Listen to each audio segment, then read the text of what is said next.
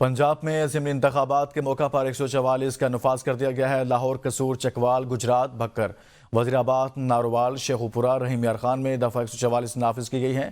دفعہ 144 کا نفاذ 18 اپریل سے 22 اپریل تک کیا گیا ہے۔ مزید تفصیلات جانتے ہیں محمد وسیم سے۔ وسیم، بتائے گا ضمنی انتخابات کو لے کر دفعہ 144 نافذ کر دی گئی۔ جی بالکل، پنجاب میں ضمنی انتخابات کے موقع پر امن و امان کی صورتحال کو برقرار رکھنے کے لیے دفعہ 144 کا نفاذ کیا گیا ہے، جن میں لاہور، قصور، چکوال، گجرات، بھکر، وزیر آباد، ناروال، شیخوپورہ اور رحیم یار خان کے اضلاع میں دفعہ 144 نافذ کی گئی ہے۔